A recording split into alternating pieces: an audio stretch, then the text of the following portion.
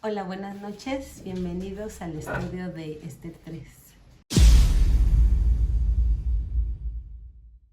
Qué bueno que estás aquí. Y bueno, para comenzar vamos a orar. Vamos a darle gracias a Dios por esta oportunidad. Gracias, Señor, te doy porque nos permites reunirnos una vez más, porque podemos, Dios, seguir estudiando de tu palabra, porque podemos estar atentos a lo que tú nos estás enseñando a través de todos estos libros. Y te ruego, Padre, que seas tú el que hable el día de hoy. En el nombre de Jesús. Amén. Bueno, pues vamos a continuar con Esther 3. Bueno, pues capítulo 1 y 2, ¿qué fue lo que vimos? Conocimos a Hadasa, mejor conocida como Esther, ¿verdad? Esther se convierte en reina. ¿Por qué? Pues porque se casa con el rey Asuero. Entonces por eso se convierte en reina. Y bueno, también vimos en estos capítulos anteriores cómo era Asuero, que era un rey que le gustaba la fiesta, ¿verdad? Le gustaba estar de fiesta, le gustaba estar tomando, estar borracho, le gustaba todas esas cosas. Y también vimos que dejaba que otros gobernaran, ¿verdad? En vez de que él tomara las decisiones, prefería que otros más gobernaran. También ya conocimos a Mardoqueo, y Mardoqueo es una persona que ya vivió en el exilio, sabe de qué se trata este asunto de vivir lejos de la ciudad santa, y es familia de Esther, ¿verdad? Y ya ahora en este capítulo número 3 vamos a conocer a Amán. El capítulo dice: Amán trama la destrucción de los judíos. Amán es este nuevo personaje que vamos a ver, y vemos que dice Amán el Agageo. Este hombre va a representar conflicto en toda esta historia. Entonces vamos a leer primero versículo 1 y 2. Después de estas cosas, el rey Asuero engrandeció a Amán, hijo de Amedata, Agageo, y lo honró y puso su silla sobre todos los príncipes que estaban con él. Y todos los siervos del rey que estaban a la puerta del rey se arrodillaban y se inclinaban ante Amán, porque así lo había mandado el rey. Este había sido un mandato del rey. Entonces, bueno, en el capítulo anterior vimos cómo Mardoqueo le salvó la vida al rey. A Asuero le salvó la vida, arriesgó su propia vida Mardoqueo y lo salvó. Y en ese tiempo, bueno, los historiadores cuentan que los reyes persas tenían como costumbre ser muy generosos, muy dadivosos, y demostrar su generosidad, su agradecimiento a las personas que les tenían lealtad, que pues eran generosos y les daban algo en retribución. Pero pues no fue así, ¿verdad? Lo que hemos visto en estos capítulos es que Mardoqueo no salió beneficiado de ninguna manera de parte del rey persa, y pues no ha recibido nada hasta el momento. Entonces, a diferencia de que Mardoqueo hubiera recibido algo, pues Amán está apareciendo en la historia, y estamos viendo cómo el rey les dice a todos que se tienen que arrodillar frente a Amán, lo tienen que reverenciar, y él está recibiendo pues tratos especiales porque el rey así fue como lo mandó. Y bueno, pues de este Amán no sabemos nada. Aquí aparece ya su nombre, pero vemos que se le está dando un lugar especial, un lugar de honor, y que está por encima de todos los príncipes, así dice, ¿verdad? Entonces, fíjense, en ese tiempo, en Persia, y bueno, yo creo que en muchas más culturas, no cualquiera se podía acercar al rey. No era así como que, yo voy y platico con el rey, o lo quiero ver. en nuestros días pues hasta el presidente, ¿verdad? No podemos así como que llegar y hablar con él. Entonces en ese tiempo igual para acercarse al rey era todo un protocolo, que tú hicieras una carta y quiero hablar con el rey, y bueno, cuando el rey ya quisiera atender a esa carta y ver si te quería mandar llamar, y si te mandaba llamar, bueno, pues podías tú acceder a él. Pero Amán no era así, ¿verdad? Amán era parte de un número muy selecto que podía estar cerca del rey. Amán era parte de estos amigos del rey, parte de este grupo selecto, y estaba ahí muy a la mano con el rey. Y vamos a seguir leyendo en el versículo 2, en la parte final, que dice: pero Mardoqueo ni se arrodillaba ni se humillaba. Vamos a seguir leyendo hasta el 4. Y los siervos del rey que estaban en la puerta preguntaron a Mardoqueo: ¿por qué traspasas el mandamiento del rey? Aconteció que hablándole cada día de esta manera y no escuchándolos él, lo denunciaron a Amán para ver si Mardoqueo se mantendría firme en su dicho, porque ya él les había declarado que era judío. Entonces todos están reverenciando a Amán, todos saben de qué se trata el mandato del rey, pero Mardoqueo no lo hace. Dice ahí, ni se arrodillaba ni se humillaba ante Amán. Y bueno, pues es que Mardoqueo, siendo judío, sabía perfectamente que al único que le iba a dar honra era Dios, que al único a que se iba a arrodillar y reverenciar era a Dios. Y aquí dice, ¿verdad? Él ya había dicho que él era judío. Y bueno, pues va a ser un conflicto bastante fuerte, y es un conflicto que pues de empezar siendo personal, digamos entre dos hombres, Mardoqueo y Amán, esto se va a hacer más grande y va a escalar hasta ser un conflicto ya de nivel de toda la gente, porque va a causar pues que Amán quiera el exterminio de los judíos, el exterminio de todo un pueblo, solamente por una cuestión de una persona. Versículo 5 vamos a leer. Y vio Amán que Mardoqueo ni se arrodillaba ni se humillaba delante de él, y se llenó de ira. Entonces aquí nos están presentando a Amán cómo era, como que su carácter, ¿verdad? Podemos ver aquí esa característica, que ya por una cosa que hizo Mardoqueo, él está lleno de ira. ¿Y cómo nos presentan a Mardoqueo? Bueno, pues como un hombre judío, y también vimos que era de la tribu de Benjamín. Amán también nos dice que era un descendiente de Agag, ¿sí? Y entonces fíjense, en la Biblia hay una antigua rivalidad entre la tribu de Benjamín y Agag, directamente, y Agag.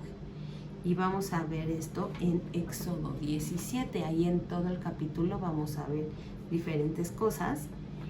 Pero bueno, en el capítulo 17 de Éxodo vemos cuando ya el pueblo escogido de Dios ya salió de Egipto, llegaron al mar, se abrió el mar, pasaron en seco por en medio del mar, llegan del otro lado, y llegando al otro lado, todo el pueblo resulta ser que los está viendo gente del otro lado. Otro pueblo está ahí del otro lado.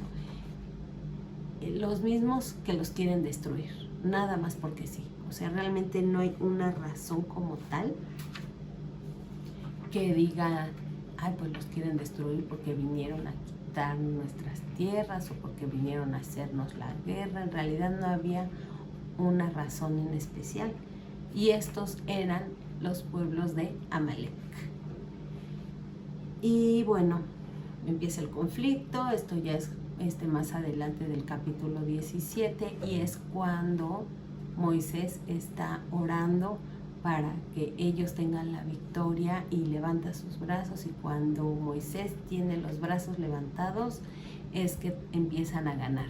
pero se cansa y baja los brazos y empiezan a perder. Entonces, tienen que ir personas a ayudarle a Moisés a detenerle los brazos, que los mantenga en alto para que puedan ganar, para que no necesite bajar los brazos y siga levantándolos y orando a Dios. Entonces vamos a leer Éxodo 17 y vamos a verlo en el versículo 13.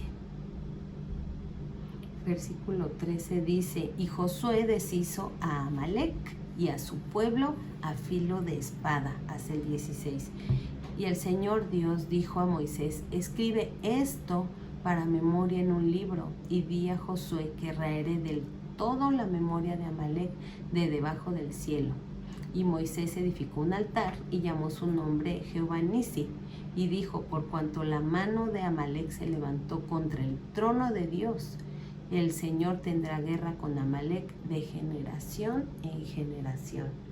Entonces fíjense, ahí se está diciendo desde ese entonces en Éxodo que Amalec se levantó contra Dios, fue directamente contra Dios, no nada más fue contra las personas, contra el pueblo escogido, sino contra Dios. Y entonces ahí hasta Dios le dice: Moisés, escribe esto, porque estos van a ser tus enemigos, y que nadie se olvide qué clase de personas son los de Amalec. Y entonces ahí queda escrito en un libro para que todos recuerden quién era y quién había sido Amalec.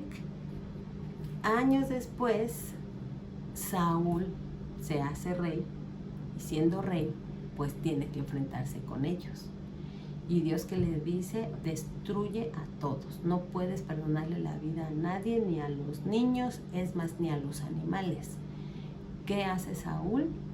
No obedece, hace lo que él se le ocurre y dice: mira, pues nos podemos guardar estos animales, le perdono la vida al rey Agag, precisamente al rey Agag, que era rey de los amalecitas. Entonces, precisamente ahí es cuando Saúl deja de ser rey, porque desobedece a Dios.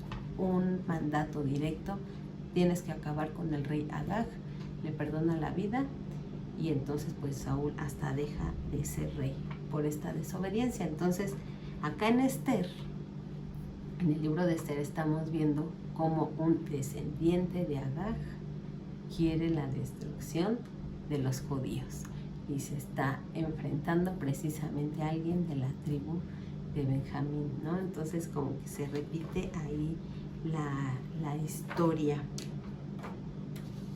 Entonces vamos a seguir leyendo, vamos a regresar a Esther. Estamos en el 3, versículos 5 y 6. Vamos a leer. Dice: y vio a Amán que Mardoqueo ni se arrodillaba ni se humillaba delante de él, y se llenó de ira. Pero tuvo en poco poner mano en Mardoqueo solamente, pues ya le habían declarado cuál era el pueblo de Mardoqueo. Y procuró Amán destruir a todos los judíos que había en el reino de Asuero, al pueblo de Mardoqueo. Imagínense. Entonces, el libro de Esther en la historia está entre Esdras y Nehemías. Entonces acuérdense que cuando vimos Esdras y Nehemías, primero el rey Ciro había dejado que el pueblo de Dios regresara a Jerusalén. Y entonces se da un mandato, un edicto de que tienen permiso de regresar a Jerusalén. Pero ahora, bajo el rey Asuero, que ahora está gobernando Asuero, pues está viendo amenazada la vida del pueblo, ¿sí? Y es por todo el imperio, porque ahí dice que era todo el reino de Asuero. O sea, por donde estuvieran los judíos, él quería acabar con ellos. Entonces, bueno, pues estamos en medio de un pueblo que no ha sido fiel. En esta parte de la historia, el pueblo de Dios, aunque saben que son los elegidos, no han sido los más fieles, no han guardado todas las ordenanzas del Señor, todo lo que Dios les ha pedido. Realmente ha sido un pueblo que hasta cierto punto pues no sabe cómo debe de obedecer y en realidad no ha sido fiel. Y en esta circunstancia, en este momento es que vive Esther, que aquí se sitúa Esther y Mardoqueo, en medio de esta circunstancia. Entonces vemos esto y ellos tal vez se preguntan, ¿Dios va a seguir siendo fiel? ¿Dios va a cumplir sus promesas? ¿Dios de verdad va a rescatar su pueblo? ¿Qué va a hacer Dios? ¿Qué va a suceder? Pero Esther muy bien conoce a Dios. Ella conoce perfectamente cómo es Dios, que Dios es fiel y que va a sacar adelante a su pueblo, y ella así lo sabe, así lo declara, y por eso es que confía en el Señor. Vamos a leer versículo 7, que dice aquí: en el mes primero, que es el mes de Nisán, en el año 12º del rey Asuero, fue echada Pur, esto es la suerte, delante de Amán, suerte para cada día y cada mes del año. Y salió el mes 12º, que es el mes de Adar. ¿Qué significa esto? Fíjense, en este momento donde está contándose la historia, era el primer mes para los judíos y se llama Nisán. Pero ese mes para los persas era el mes 12, y ese mes 12 se llama Adar para ellos. Entonces echa la suerte Amán y le sale que va a poder hacer su idea de destruir hasta Adar. Es decir, 12 meses después. Se tiene que esperar 12 meses para hacer lo que él está pensando. Y obviamente vemos que esto no es coincidencia, ¿verdad? No fue suerte. Dios decide qué es lo que va a pasar y qué va a pasar con su pueblo. Entonces vamos a leer versículo 8 y 9. Y dijo Amán al rey Asuero: hay un pueblo esparcido y distribuido entre los pueblos en todas las provincias de tu reino, y sus leyes son diferentes a las de todo el pueblo. No guardan las leyes del rey, y al rey nada le beneficia dejarlos vivir. Si place al rey, decrete que sean destruidos, y yo pesaré 10,000 talentos de plata a los que manejan la hacienda, para que sean traídos a los tesoros del rey.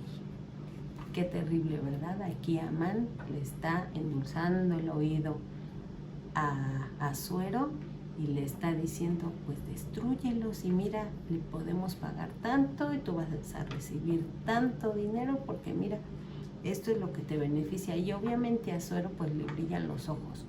¿Por qué? Pues porque en principio su papá, que era el rey Darío, él se había acumulado muchas riquezas y había sido un buen administrador. Entonces de tanto en tanto recibía muchísimo Darío.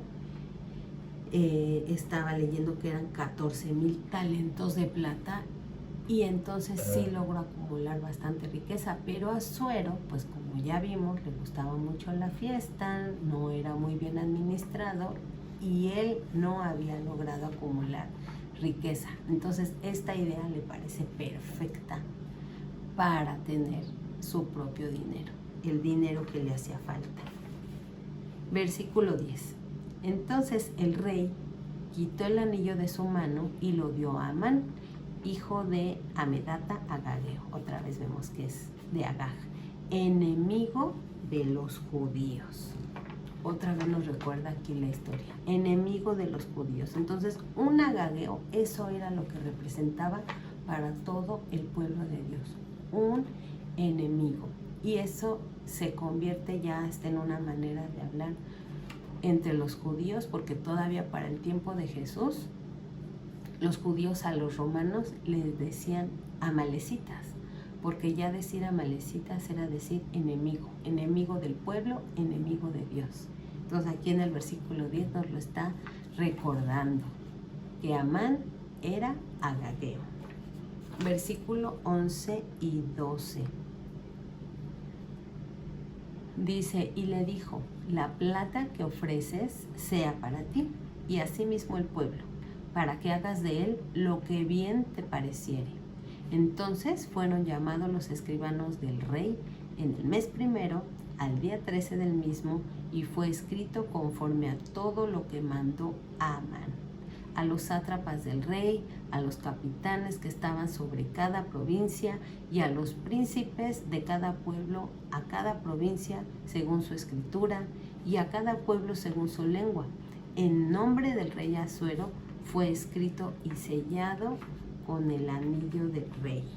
Entonces imagínense, se tradujo a todas las lenguas. Sabemos que unos hablaban de un modo y otros de otro, pero decidieron traducir a todas las lenguas que hablaban para que todos se enteraran del plan de Amán, que todos supieran lo que iba a ocurrir en los meses siguientes, para que todos sepan lo que iba a pasar. Y entonces se toman el tiempo, ¿verdad?, de traducir este edicto del rey y como broche de oro el sello, lo del anillo del rey. ¿Qué significaba esto, que tuviera el sello con el anillo del rey? Que era que ese edicto ni el propio rey se podía echar para atrás. Si ya estaba ahí sellado, ya no era como una carta, un recado, algo que se le mandó decir a alguien. No, ya era un edicto del rey porque estaba sellado con su anillo. Entonces ya no había vuelta de hoja y se iba a cumplir. ¿Por qué? Porque tenía el sello. Era como algo oficial que ya se dijo y se iba a cumplir. Entonces, vamos a leer ahora del 13 al 15, que solamente son 15 versículos, nuestro capítulo de hoy.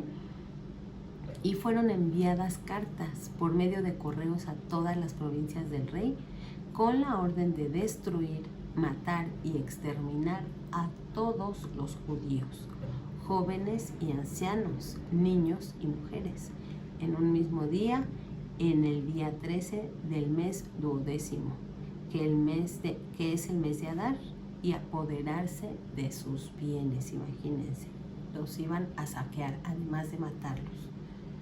La copia del escrito que se dio por mandamiento en cada provincia fue publicada a todos los pueblos, al fin de que estuvieran listos para ese día. O sea, ya era su sentencia de muerte. Y salieron los correos prontamente por mandato del rey, y el edicto fue dado en Susa, capital del reino, y el rey y Amán se sentaron a beber, pero la ciudad de Susa estaba conmovida. Qué horrible, ¿no? Básicamente aquí Amán y el rey se sientan muy tranquilos, vamos a celebrar, vamos a brindar, porque dice ahí se sentaron a beber. Vamos a brindar por estas horribles decisiones que hemos tomado. Así. Se sentaron muy tranquilos, aunque dice ahí que Susa estaba conmovida. Estaban decidiendo sobre la vida de todo un pueblo, del exterminio de todo un pueblo, y se sientan tan tranquilos a beber. Se les hace muy buena idea. Dicen, qué bueno, pues vamos hasta a brindar por esta decisión que hemos tenido. Y la verdad es que creo yo que hasta el día de hoy así el mundo, el hombre natural, así es, así se conducen las personas hoy en día. Deciden qué es bueno, qué es malo, qué me gusta, qué no me gusta, qué me parece, lo que me conviene, hago. Si te gusta, qué bueno, si no, pues que te encante. O sea, no me importa la gente, no me importan los demás, yo hago como yo determino. El yo primero, ¿verdad? Yo primero, yo después, yo al último, yo soy el más importante y todo lo demás que ruede.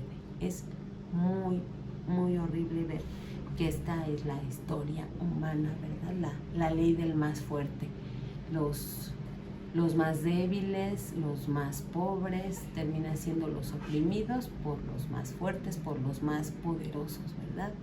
Hoy en día, pues tristemente es así, y qué terrible, ¿verdad? Porque todas las personas que no tienen temor de Dios así se conducen. Entonces, bueno, pues, ¿qué podemos aprender de este capítulo? Dos cosas súper importantes. Primero, que Dios está en control de todo, Dios siempre está en control.